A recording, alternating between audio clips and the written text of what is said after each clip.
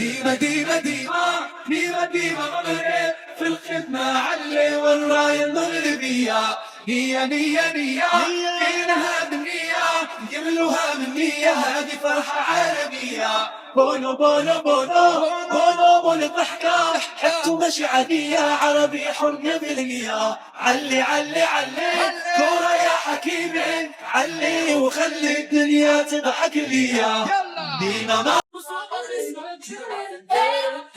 Bravo le Maroc, bravo le Maroc. Wow.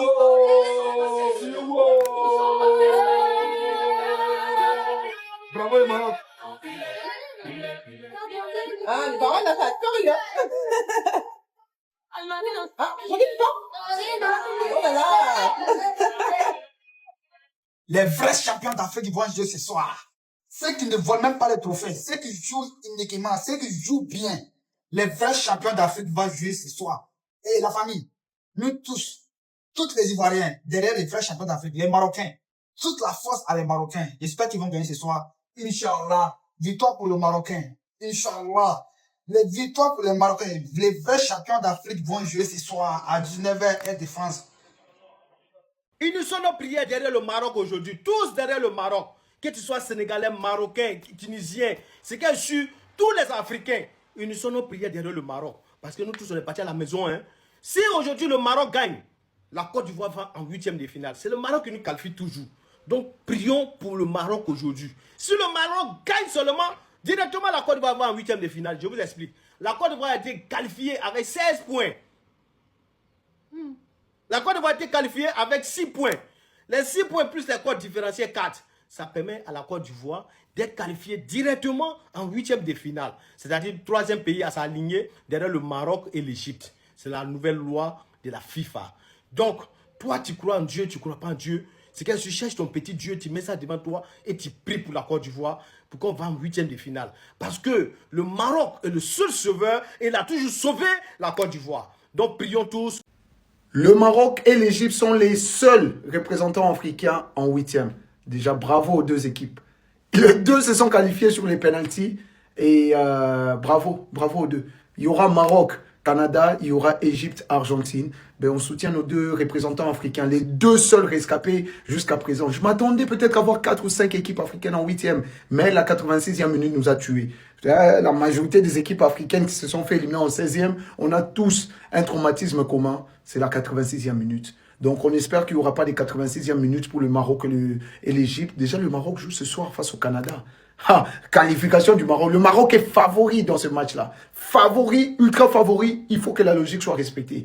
Il faut que la logique soit respectée vraiment. 19h le Canada, bon pays organisateur, leur compétition est déjà réussie, 8e de finale c'est bon. Laissez nos Marocains aller en quart, demi, voire même finale. Bon pour l'Égypte ça serait un peu plus compliqué avec l'Argentine et Lionel Messi. Il y a des polémiques par-ci par-là, mais bref. Mohamed Salah, s'il te plaît, les pharaons, je compte sur vous pour éliminer l'Argentine. Donc on compte sur le Maroc et l'Égypte. Bonne chance. Arrêtons de nous comparer et avançons dans notre coin parce que là, clairement, cette Coupe du Monde nous a montré qu'on est encore très loin du haut niveau mondial, les frères. On est tous là pendant la CAN à dire que la CAN c'est mieux que la Coupe du Monde, que la CAN c'est mieux que si, que la CAN c'est mieux que la Copa, que la CAN. Non. L'Euro, la Coupe du Monde, la Copa América, c'est mieux que la CAN, les frères. Arrêtons de nous mentir à nous-mêmes, frères. C'est bon au bout d'un moment. Déjà, on a vu la CAN, ce qui s'est passé, ça ne serait jamais passé dans un autre continent. Et là, on se fait malaxer, marbrer par tout le monde.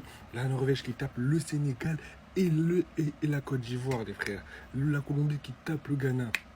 L'Angleterre qui tape le Congo et le Cap-Vert, pour moi, je les mets dans une autre cas parce qu'eux, vraiment, ils se sont battus alors que, voilà, l'adversaire n'était pas à leur portée. Mais les autres, même l'Afrique du Sud, c'est nul. L'Algérie, la Suisse, ma gueule. Arrêtons de nous comparer et avançons dans notre coin. Laissons les choses se faire.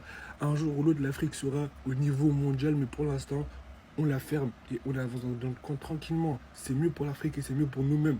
C'est tout. Voilà, la mentalité africaine dans toute sa splendeur, voilà. Toujours à crier au racisme pour rien, toujours à se victimiser pour rien. Le frérot, il m'a dit, je me désabonne. Tu es là, tu propages des idées racistes. comme quoi nous sommes trop bêtes, tu es vraiment une petite merde.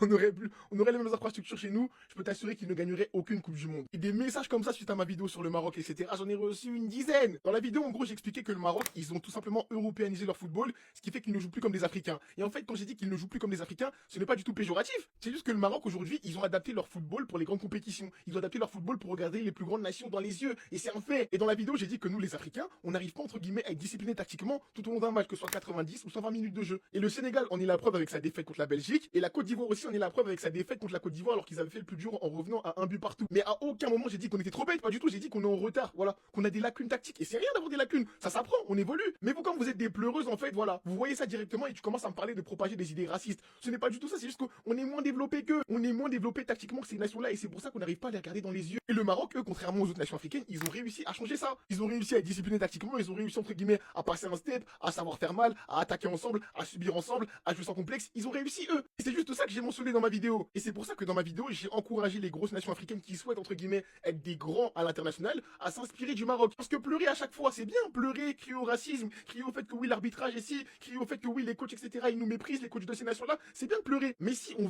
prenait la critique, qu'on l'acceptait et qu'on travaillait sur les points qui n'allaient pas, les points tactiques, les points sportifs, les projets, les infrastructures, tout ce qui ne va pas, etc. Si on prenait tout ça et qu'on travaillait dessus, et ben peut-être qu'on serait au niveau et peut-être qu'on regarderait ces nations dans les yeux. C'est pour ça que j'encourage, en fait, dans ma vidéo, à tout simplement travailler, frère. Et moi, tout simplement, ce que je voulais envoyer comme message, c'est que les nations africaines, entre guillemets, doivent travailler davantage. Ça, que ce soit sportivement, que ce soit les infrastructures, que ce soit les staffs, tout ce que tu veux, les coachs, les kinés, qui tu veux, les préparateurs mentaux, qui tu veux. Il est là le problème des Africains. Vous n'acceptez pas la critique, vous faites que de pleurer à chaque fois. Et moi, je vous le dis parce que moi, je me considère comme africain. Peut-être pas africain sur le papier, mais toutes les cannes, je les ai regardées. Toutes les cannes dans mon quartier, on regardait, on débattait, on parlait, etc. Donc je me considère comme africain. Et quand je fais cette vidéo-là, ce n'est pas pour tacler l'Afrique du tout, pas du tout. Moi, contrairement à vous, bande de sales menteurs, parce que oui, aussi, il y en a, vous êtes Africa United, etc. Mais ça vous dérange quand il y a une équipe qui brille. Mais bref, moi, ce que je veux réellement, c'est que la nation, c'est que le continent, pardon, il brille. Je ne veux plus qu'on soit la risée, entre guillemets, des compétitions comme la Coupe du Monde. Donc c'est plus possible. On commence à ramener les binationaux, etc. Faut continuer sur cette voie-là et travailler davantage sur ce qui ne va pas pour tout simplement briller. Malheureusement, certains, vous n'êtes pas capables de comprendre ça et c'est vous, en fait, qui contribuez au fait qu'on va rester à ce niveau-là. On va rester à ce niveau-là parce que vous ne savez pas accepter la critique. Vous savez que pleurer. Vous savez que pleurer, que crier au racisme pour un tout et pour un rien. Et c'est ce qui fait qu'on gardera à jamais cette image de continent inférieur contrairement à eux tous. Parce que tout simplement, on n'arrive pas à accepter la critique et c'est un fait. Donc oui, si le frérot il veut, je suis une grosse merde, y a pas de problème, etc. Mais c'est ça en fait, dès qu'on vous dit la vérité, vous commencez à partir dans l'extrême. Donc oui, si tu veux, je suis une merde. Oui, si tu veux, je propage des idées racistes. Alors que beaucoup de personnes ont fait des vidéos pour, entre guillemets, sortir la déclaration de l'autre, la Bogdanovic, pour dire que le joueur noir, il arrive pas à se concentrer, etc. Moi, je n'ai fait aucune vidéo, ça me fait pas rire ce type de vidéo-là. Mais vas-y, si tu veux, je suis un raciste, si tu veux, y a pas de problème. Vas-y, c'est carré en vrai. Les gars, j'ai pas peur de le dire, hein. On est le meilleur pays africain. On est le meilleur pays africain qui a jamais existé. T'es fou, on est effrayant, les gars. On est effrayant. Le comeback que le Maroc est en train de faire est fait. Parce qu'il faut voir avant les équipes qu'on avait. Et il faut voir avant comment était la risée. En fait, on était le PSG de l'Afrique. On se moquait, nous, tout le temps, constamment. Que ce soit en CAN, en Coupe du Monde, on se moquait, nous, constamment. Ça perdait contre l'Iran, je me rappelle. Coupe du Monde 2018, on a perdu contre l'Iran. Qu'est-ce que tu veux faire? Aujourd'hui, on est en train de faire un comeback stratosphérique. Et beaucoup de nations ne veulent pas nous affronter. Je vous le dis, moi, je vous le dis. Vous ne voulez pas le dire, je vous le dis. La France ne souhaite pas affronter aussitôt le Maroc. Je vous le dis. Vous voulez pas l'entendre, je vous le dis.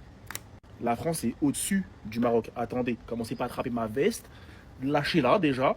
La France est au-dessus du Maroc. Mais c'est pas pour autant qu'elle veut l'affronter. Comme les Pays-Bas. Hein. Les Pays-Bas, en vrai, ils étaient au-dessus de nous. Hein. En vrai. Peut-être pas intrinsèquement, mais sur le papier, ils étaient au-dessus de nous. Ils voulaient pas nous affronter. Pas aussitôt. Ils sont sortis. Parce qu'on est une équipe chiante à jouer et on a de la qualité, on a du talent. Donc t'as pas envie d'affronter une équipe comme ça. Le match-up par rapport aux grosses nations, c'est pas bon pour eux. C'est pas bon. Et je vous le dis, hein, si on gagne la France en quart de finale, il n'y a personne, j'ai bien personne, qui pourra nous arrêter. On va au bout ou rien du tout.